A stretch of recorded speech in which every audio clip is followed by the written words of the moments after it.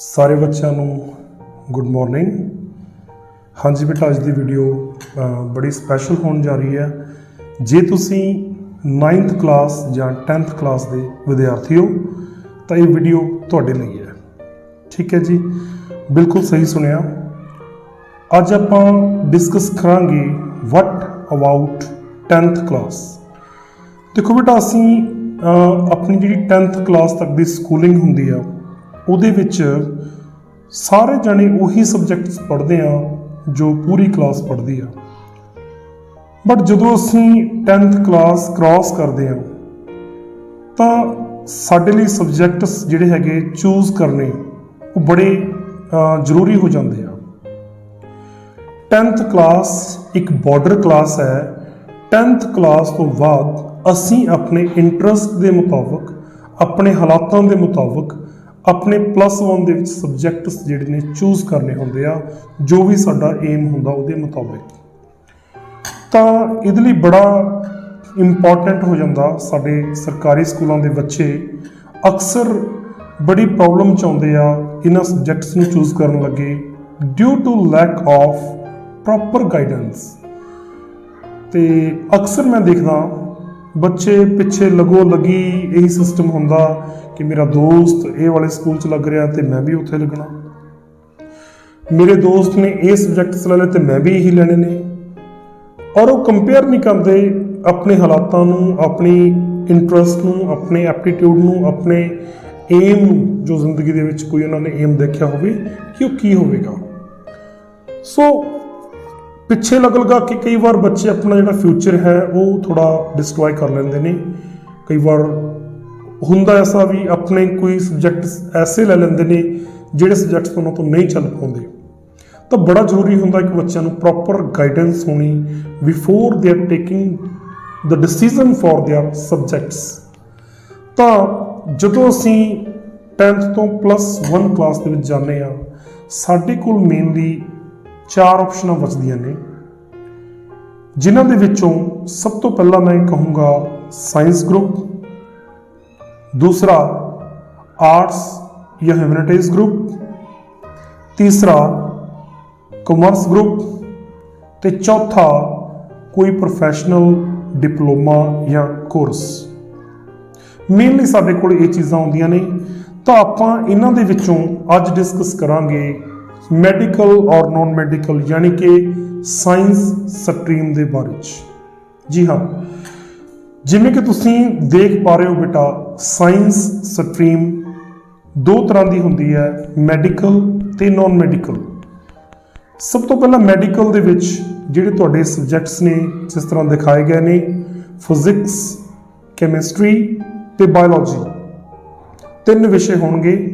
इस तो इलावा पंजाबी ते इंग्लिश तुहानूं कंपलसरी पढ़नी ही पवेगी सारे ही विषयों के विच, चाहे आर्ट्स लो चाहे कॉमर्स लो। और नॉन मैडिकल दे विच फिजिक्स, कैमिस्ट्री ते मैथमैटिक्स। सब तो पहला तुसी अगर साइंस ग्रुप लैण जा रहे हो, इत्थे ही डिसीजन लेना बनता कि तुसी मैडिकल लोगे या नॉन मैडिकल। हाँ जी बेटा, अगर तुसी मैथमैटिक्स दे विच कमज़ोर हो, मैथमैटिक्स तुहानूं नहीं चंगा लगता, you are not interested in mathematics, then must go for the medical. Medical दे विच मैथ नहीं होएगा, फिजिक्स दे विच थोड़ा बहुत होएगा, वो कंपलसरी वो पढ़ना पेगा, लेकिन प्रॉपर जिहड़ा मैथमैटिक्स वो नहीं होंदा। अगर तुहाडा मैथ दे विच इंटरस्ट है, you are good at mathematics, you want to study the mathematics, then you should go for the non medical, the other thing। फिर तो नॉन मैडिकल दे लिए जाना चाहिए। अगर तुसी नॉन मैडिकल चूज कर दियो, नो डाउट नॉन मैडिकल दे medical दे नालों ज़्यादा स्कोप है, ज़्यादा एडवांटेज ने मैथमैटिक्स दे करके। सो पहली गल तुहाडी क्लीयर हो जाती है। आप पॉइंट बाय पॉइंट गल्लां करांगे कि तुसी मैडिकल क्यों लोगे या नॉन मैडिकल क्यों लोगे। बेटा, इस वीडियो को देखने तो बाद भी अगर तुहाडे मन दे विच कोई डाउट है, शंका है, कोई क्वेश्चन मेरे तो टच करना रह गया होवे, तो तुसी बिल्कुल बेफिक्र होकर कमेंट बॉक्स में अपना क्वेश्चन लिखो। I will try to answer each and every question. ਤੁਹਾਡੇ जो भी क्वेश्चन होंगे उन्होंने रिप्लाई आएगा।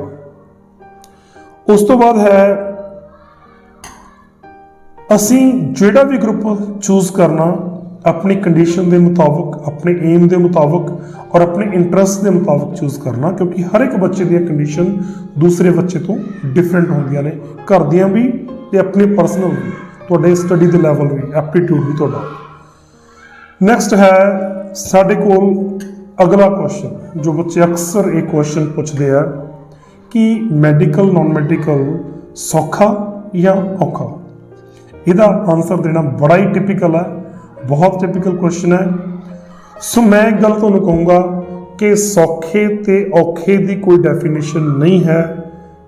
जो तुहानूं आउंदा वो सौखा, जो नहीं आउंदा वो औखा।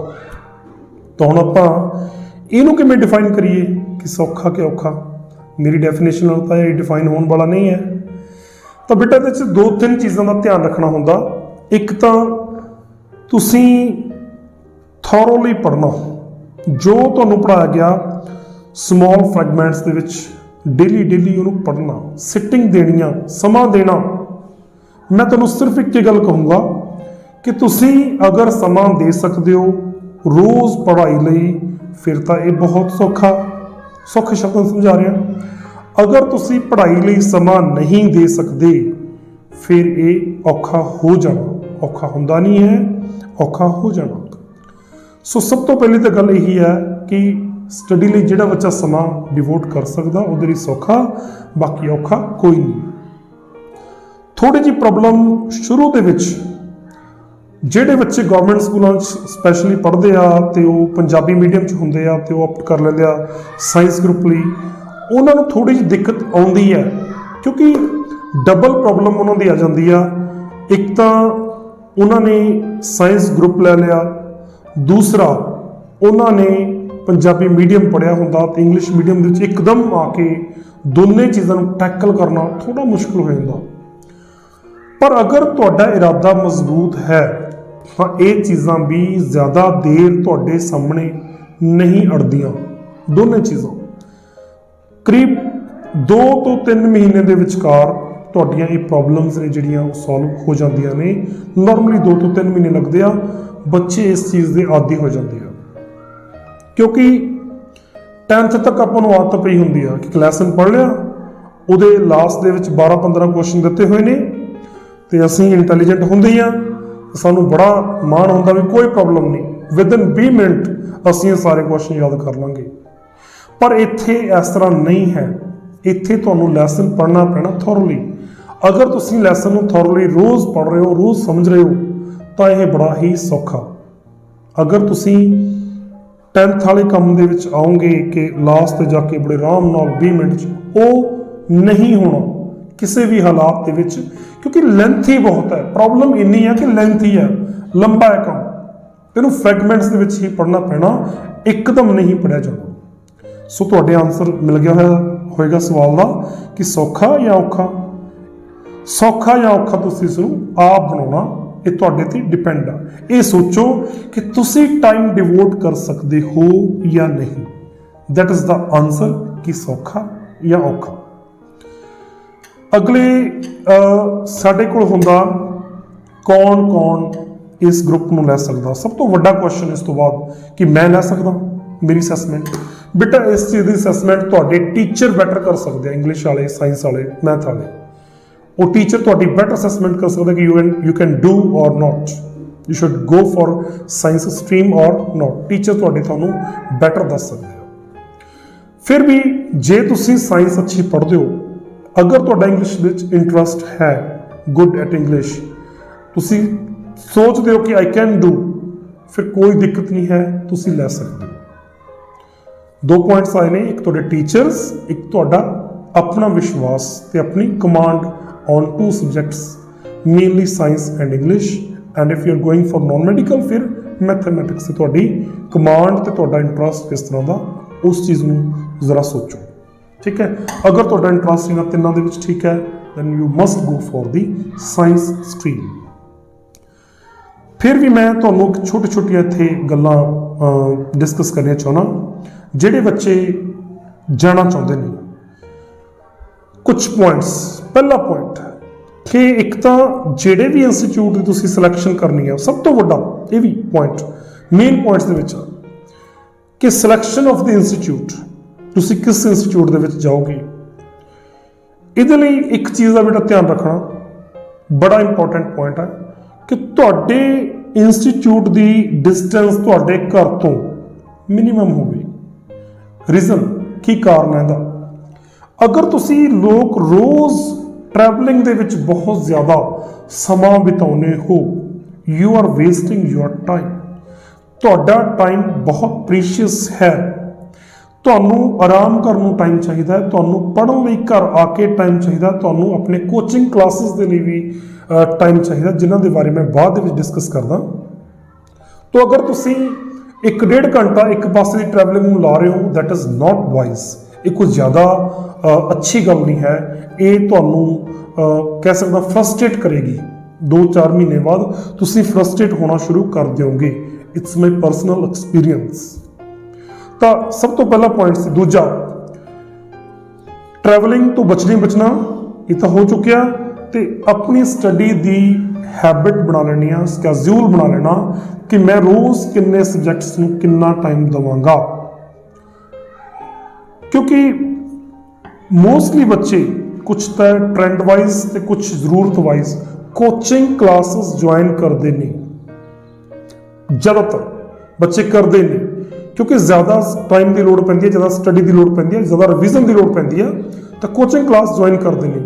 ਇਹਦੇ ਲਈ ਵੀ ਇੱਕ ਬੜਾ ਇੰਪੋਰਟੈਂਟ ਹੋ ਜਾਂਦਾ ਕਿ ਤੁਸੀਂ ਆਪਣੀ ਡਿਸਟੈਂਸ ਨੂੰ ਘੱਟ ਕਰਕੇ, ਕਿਉਂਕਿ ਕਈ ਵਾਰ ਕੀ ਹੁੰਦਾ, ਇਹ ਤੁਹਾਡਾ ਸਕੂਲ, ਇਹ ਸਾਈਡ ਘਰ, ਇਹ ਘਰ ਤੁਹਾਡਾ, ਤੁਸੀਂ ਇਸ ਸਾਈਡ ਜਾਂਦੇ ਹੋ ਸਕੂਲ ਨੂੰ ਬਹੁਤ ਦੂਰ, ਫਿਰ ਸਕੂਲ ਤੋਂ ਆਉਂਦੇ ਹੋ ਵਾਪਸ ਇੱਥੇ, ਫਿਰ ਤੁਸੀਂ ਇੱਥੋਂ ਕੋਚਿੰਗ ਕਲਾਸ ਲਈ ਜਾਂਦੇ ਹੋ ਬਹੁਤ ਦੂਰ, ਫਿਰ ਉੱਥੋਂ ਤੁਸੀਂ ਵਾਪਸ ਆਉਂਦੇ ਹੋ ਇੱਥੇ। ਸੂਰਜ ਚੜ੍ਹਨ ਤੋਂ ਪਹਿਲਾਂ ਘਰੋਂ ਨਿਕਲੋਗੇ, ਸੂਰਜ ਛਿਪਣ ਤੋਂ ਬਾਅਦ ਘਰੇ ਵੜੋਗੇ, ਦਿਨ ਦਾ ਸੂਰਜ ਘਰੇ ਨਹੀਂ ਦਿਖੋਗੇ।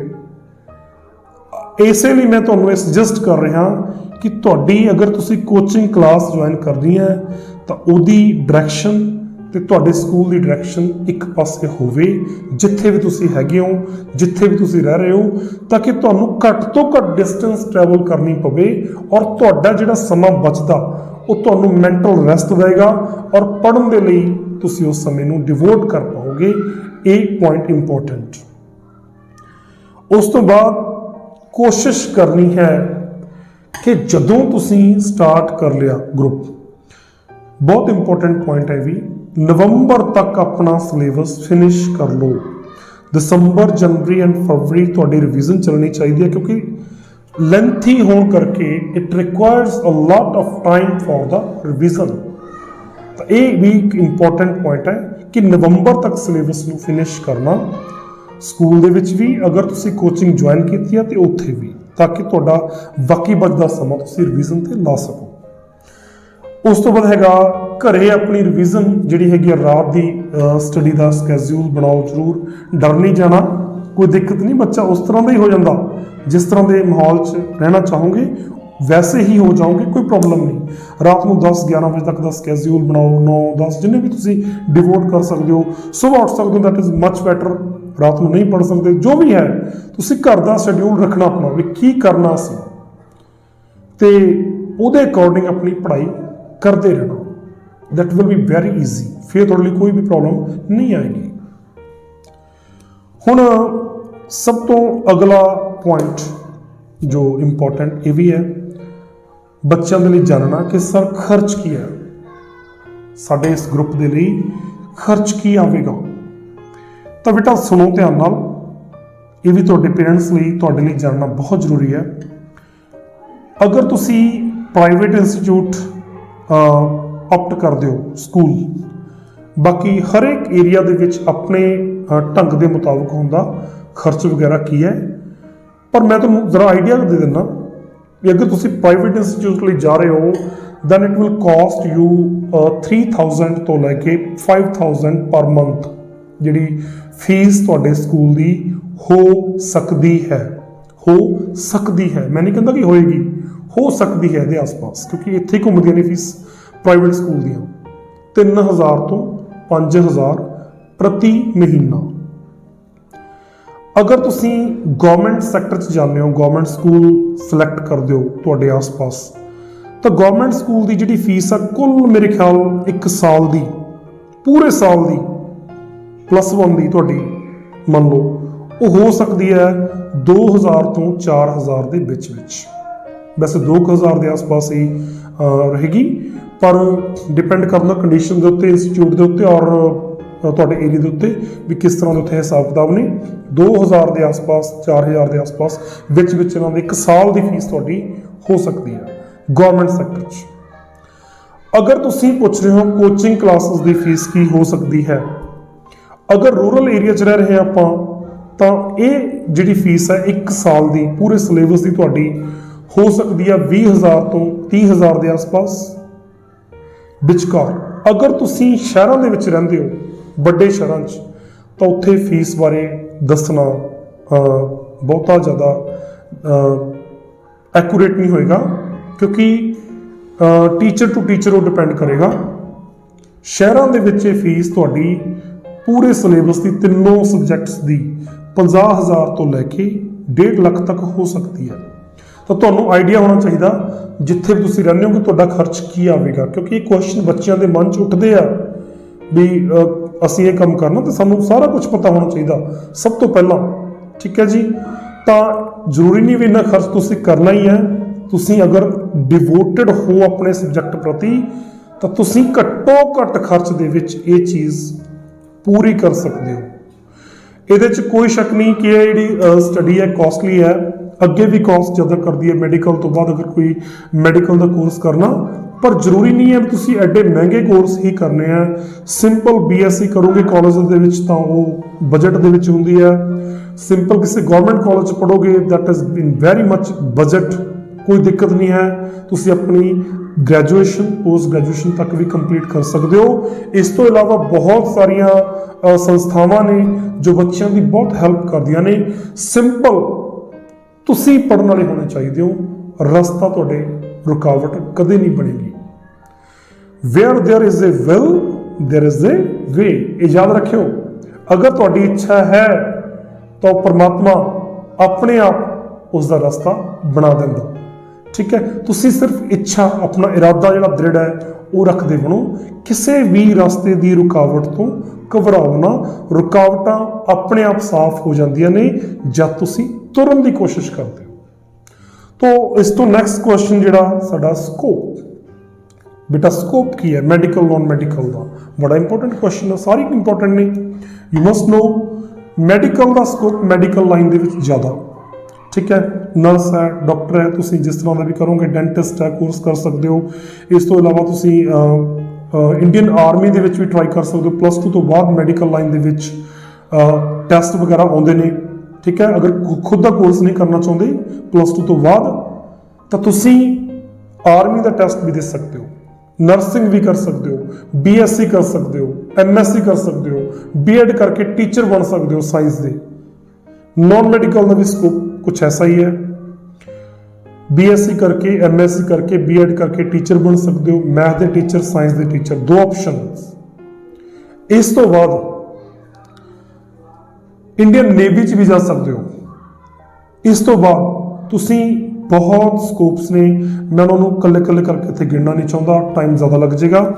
सो काफ़ी स्कोप है दोनों सबजैक्ट्स का, तो बिना किसी चीज़ तो बिना किसी स्कोप की परवाह किए फॉरन कंट्री के विच भी अगर जाते हो तो उत्थे भी बड़ा स्कोप है इन्होंने दोनों सबजैक्ट्स का।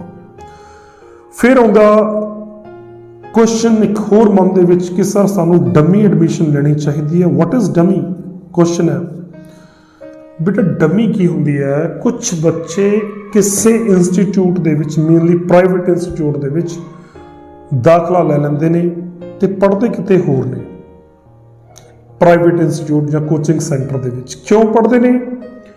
जिहड़ा कंपीटिटिव एग्जाम उन्होंने +2 तो बाद देना, उहदी तैयारी करने के लिए वो पढ़ते ने। दाखला स्कूल च हुंदा ते स्कूल दे विच ओह डमी बोलदे इस चीज़ नूं कि दाखला है पर बच्चा स्कूल नहीं आएगा। मेरी एक सलाह है कि डमी एडमिशन लैण का फायदा सिर्फ उस बच्चे नूं है जो अपनी स्टडी दे विच 10वीं तक 95% के आसपास मार्क्स ले रहा है।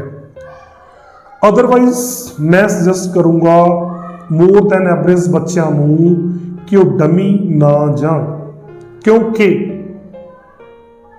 पहला +1 +2 क्लीयर कर लो, कंपीटिशन की तैयारी बाद च हो सकती है। कई बार की होंदा कि असी कंपीटिशन की तैयारी करने के लालच दे विच +1 +2 दोहां दे मार्क्स ड्रॉप कर बैठे आ, तो इधर भी फायदा नहीं होया तो अगे भी फायदा नहीं हो रहा। सो डमी सिर्फ वो बच्चे जान जो बहुत ज़्यादा इंटैलीजेंट ने। इस तो बाद वाला छोटा जिहा क्वेश्चन है सुपर मैडिकल की होंदा बई बल्ला, ये तो बड़ा मुश्किल सवाल है।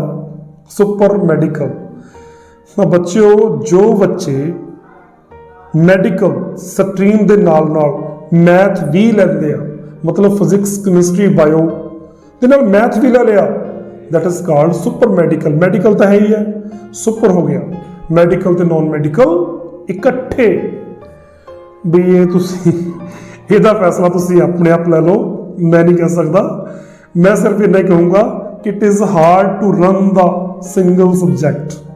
एक स्ट्रीम रन करना मुश्किल हो जाता, डबल स्ट्रीम रन करना ज़्यादा सौखा नहीं है।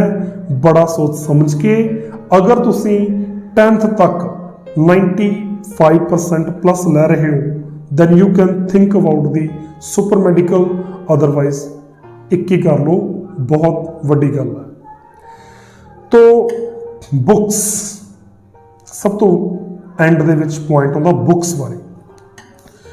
तो बेटा बुक्स की जी गलबात है वो तो NCERT भी लवाई जांदियां ने, जिथे भी तुसी एडमिशन लओगे प्राइवेट गौरमेंट सैक्टर दे विच, ਉਹ इंस्टीट्यूट के टीचर ਤੁਹਾਨੂੰ ਦੱਸਣਗੇ कि तुसी बुक्स ਕਿਹੜੀਆਂ ਲੈਣੀਆਂ ਨੇ। प्राइवेट इंस्टीट्यूट लगभग रिकमेंड कर दिंदा पबलिशर प्राइवेट ਨੂੰ, ਕਿਹੜਾ पबलिशर होएगा ये भी ਉਹੀ ਦੱਸਣਗੇ, क्योंकि 10th तक बुक्स सेम ਹੁੰਦੀਆਂ ਨੇ ਸਾਰੀਆਂ। ਇਸ ਤੋਂ ਇਲਾਵਾ ਮਾਰਕੀਟ ਦੇ ਵਿੱਚ +1 ਕਲਾਸ ਦੇ ਵਿੱਚ ਬਹੁਤ ਤਰ੍ਹਾਂ ਦੇ ਪਬਲਿਸ਼ਰ ਦੀਆਂ बुक्स ਆਉਂਦੀਆਂ ਨੇ। ਤੁਹਾਡਾ टीचर ਜਿਹੜੀ बुक रिकमेंड करेगा ਉਹ ਤੁਹਾਨੂੰ ਖਰੀਦਣੀ ਪਵੇਗੀ एंड उही बुक तो तुहाडी स्टडी जिहड़ी आ होएगी। कुछ स्कूल NCERT बुक्स ही लवा दिंदे ने ते कुछ प्राइवेट पबलिशर नूं फॉलो करदे आ, ये उन्हां दी मर्जी आ जिथे पढ़ रहे हो। ठीक है जी, तो होप मैं सारे पॉइंट्स लगभग कवर कर दिते हैं। इस तो इलावा भी जे तुहाडे मन दे विच कोई भी सवाल हुंदा किसी भी तरह का, तुसीं मैनूं डायरैक्टली अपना मैसेज कमेंट बॉक्स दे विच कर सकदे हो। तुहाडे किसी भी सवाल का जवाब देने लई मैं पूरी कोशिश करांगा। तो वीडियो देखने लई तुहाडा सारिआं दा बहुत बहुत धन्नवाद। Thank you so much.